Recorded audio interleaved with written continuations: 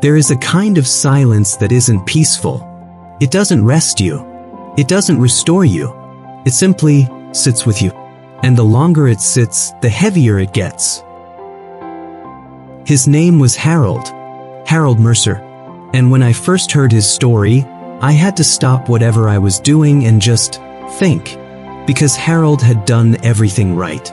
By every modern measure of success, the man had won. He had no debt, no clutter, no unnecessary obligations, no complicated relationships. He had optimized his entire life around freedom, simplicity, and independence. And at 90 years old, sitting in that perfectly minimal apartment, he described it as the most alone he had ever felt in his entire life. What he realized at the very end of his life is something most of us won't hear until it's too late. And today, I want to share it with you. Harold lived on the 7th floor of a quiet building in Portland, Oregon. He had moved there 17 years ago when he was 73, after selling the family home, downsizing his belongings, and, as he put it, finally starting to live the way he'd always wanted. His apartment had 680 square feet. He was proud of that number. He owned 47 things. Yes, he had counted. He had actually counted. 1 plate, 1 bowl, 1 set of utensils, 3 sets of clothes, 1 good jacket, 2 pairs of shoes, 1 blanket, 1 pillow, a small shelf of books, and a chair he loved more than he'd loved most people. Harold had found minimalism in his early 50s, right after his second divorce. And when he found it, he dove in. Completely. Obsessively. He said it felt like coming up for air. And for a long time it was. Harold grew up poor. Not romanticized poverty, real poverty. The kind where you wear your older brother's shoes and pretend they fit. The kind where the heat doesn't work in January. So when he finally made money, and he did make money, good money, in commercial real estate, he did what most people do. He filled his life up. He bought a big house. He bought furniture for every room. He filled the garage. He collected things. He accumulated. 2 marriages. 3 children. A network of colleagues and golf buddies and neighbors who waved from driveways. On the surface, abundance. Connection. A full life. But Harold told me he never really felt at home in any of it. He said the stuff felt like noise.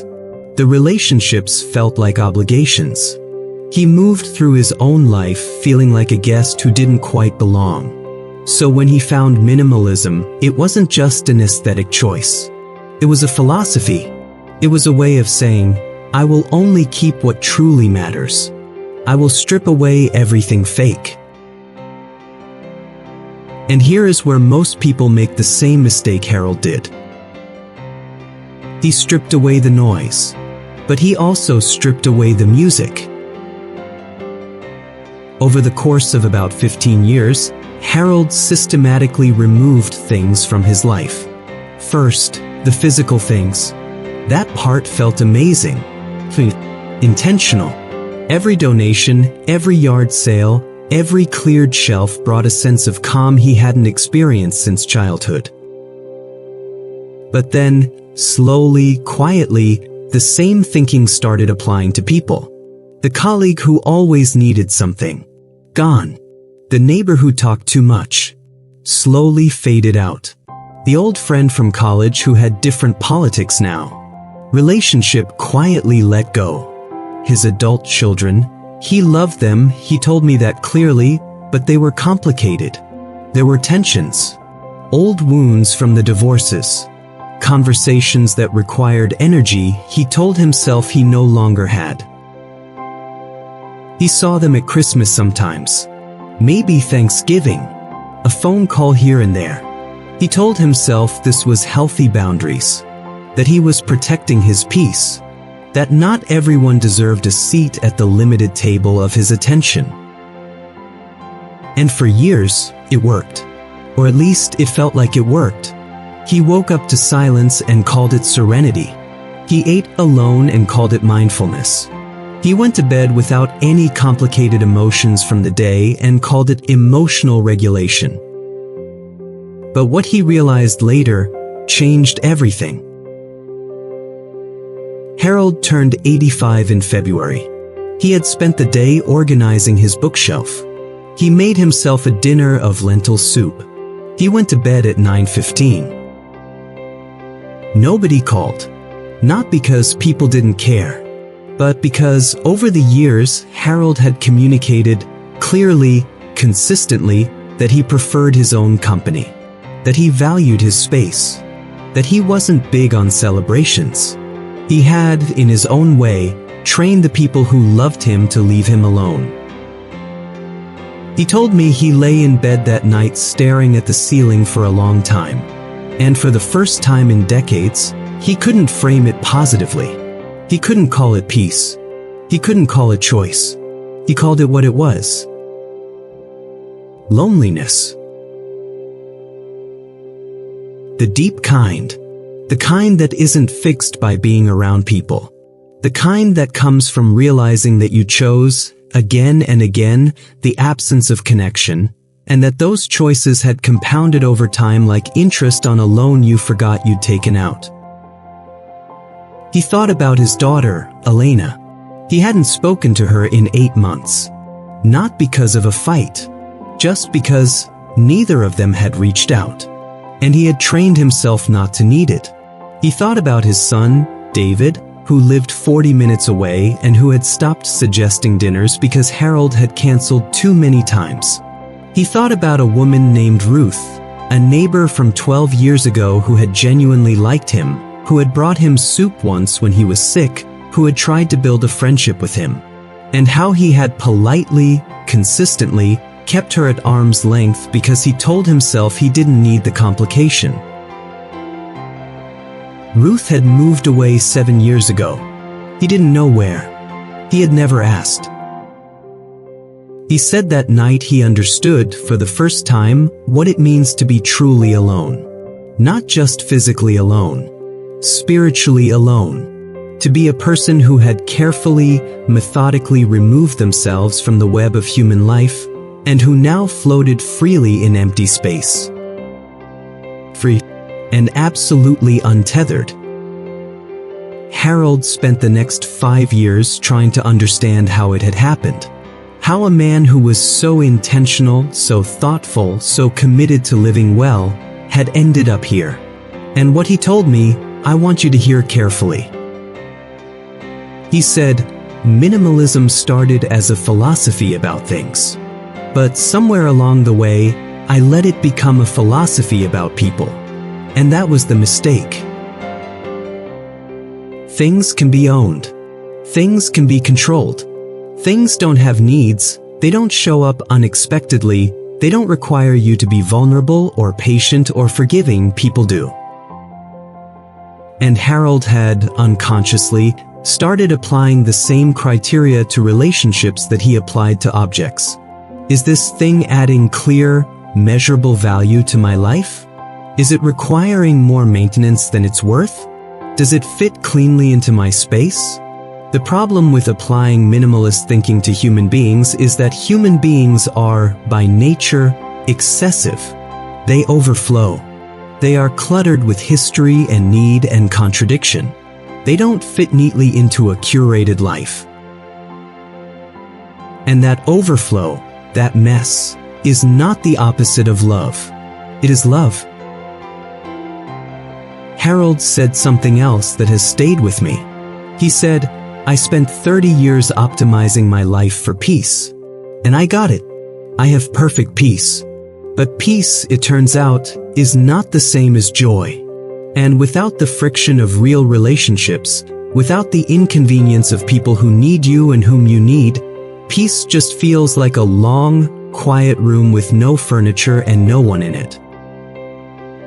Here's the thing about connection that most people in the minimalism world don't talk about. It is not a reward for people who have their life together. It is not something you unlock once you've cleared your schedule and your closet. It is not waiting for you at some future, optimized version of yourself. Connection exists in the inconvenient moments, in the messy ones, in the moments where you show up even when it's uncomfortable, where you answer the phone even when you're tired, where you drive 40 minutes because your son suggested dinner and even though you're not really in the mood, you go.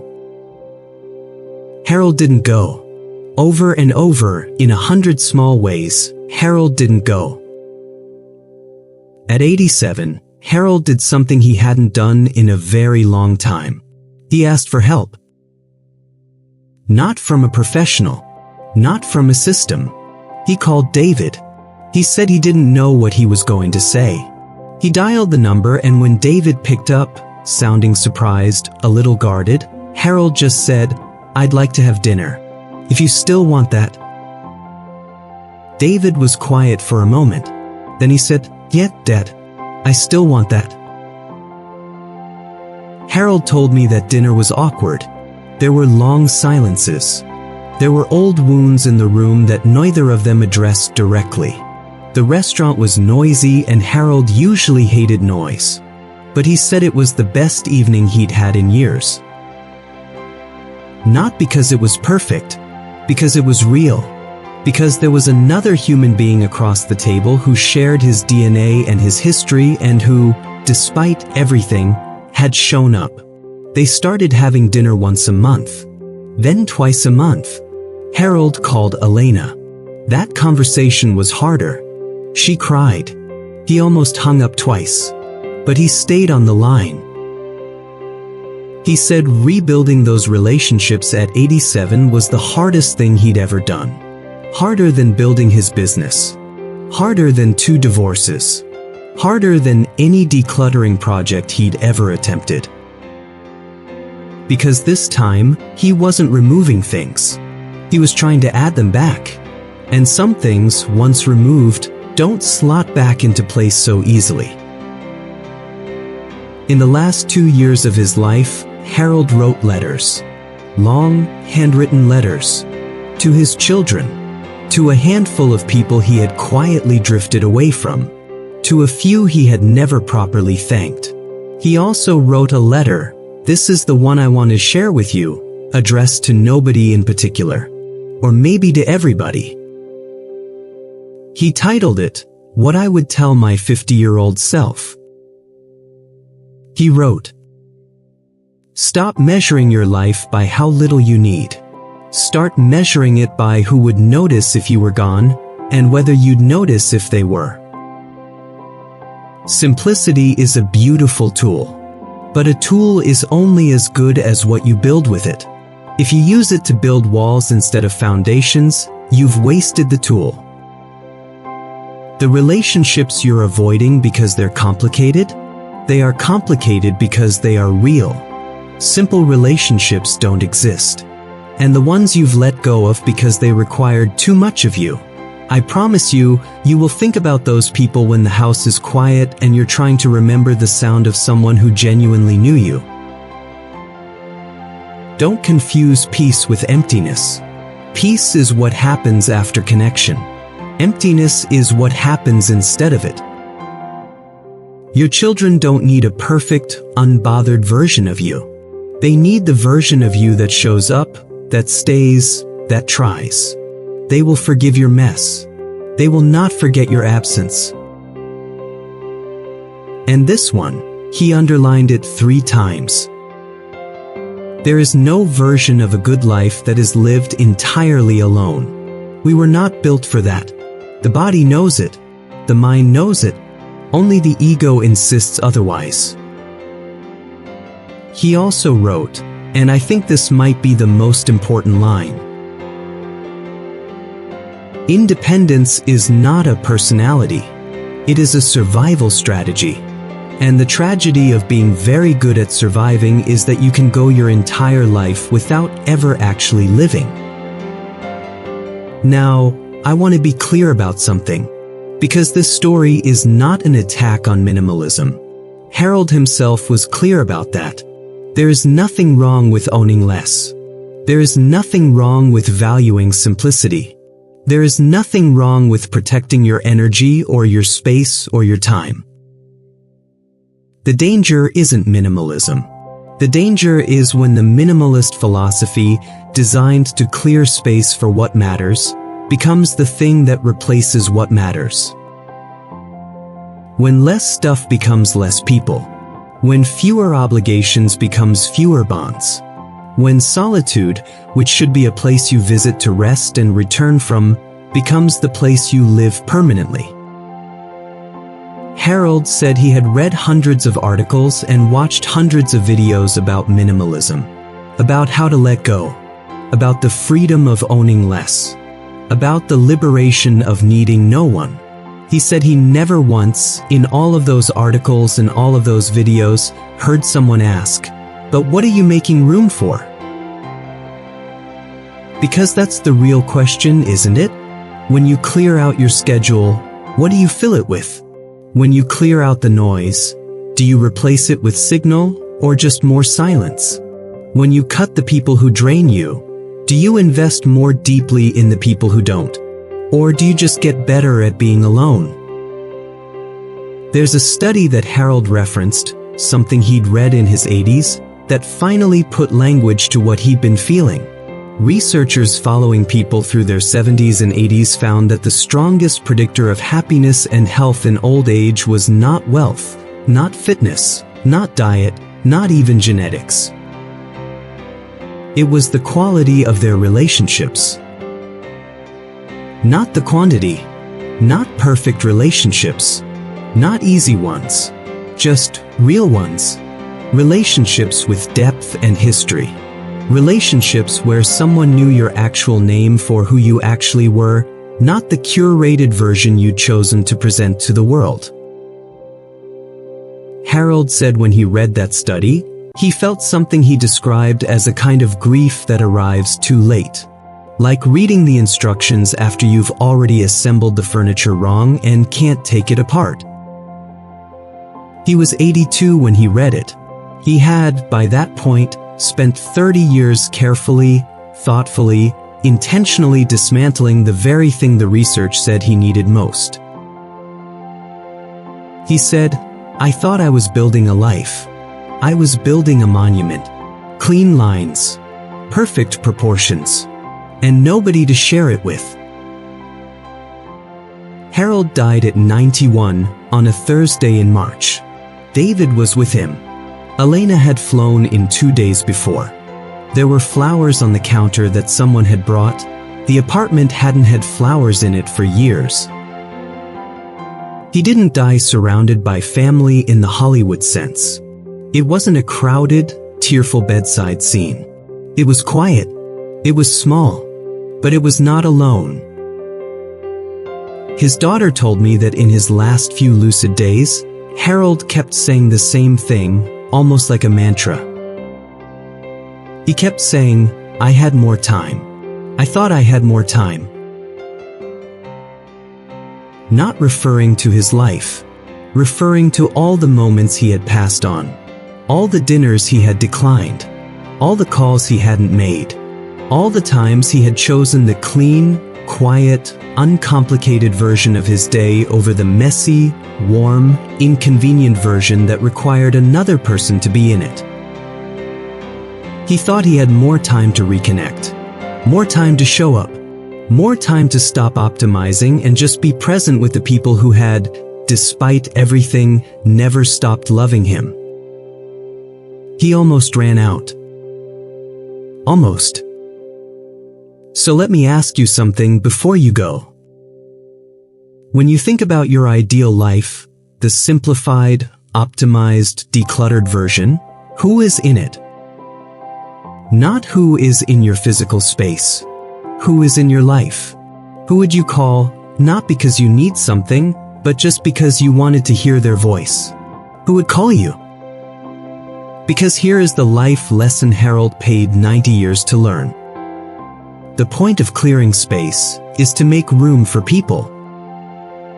Not perfect people, not easy people, Not people who require nothing from you and give you exactly what you need and then disappear politely when you're done. Real people. Complicated people. People with history and need and their own damage and their own love to give. Your minimalism should open your hands, not close them. It should create time for connection, not replace it. It should make you more available to the world, not less. A clean life is not a full life. A simple life is not a rich life. An empty room is not a peaceful one. Call the person you've been meaning to call. Show up for the dinner you've been thinking about declining. Let the relationship be complicated, because it is, and because complicated means it's real. You have more time than Harold did. But you don't have forever.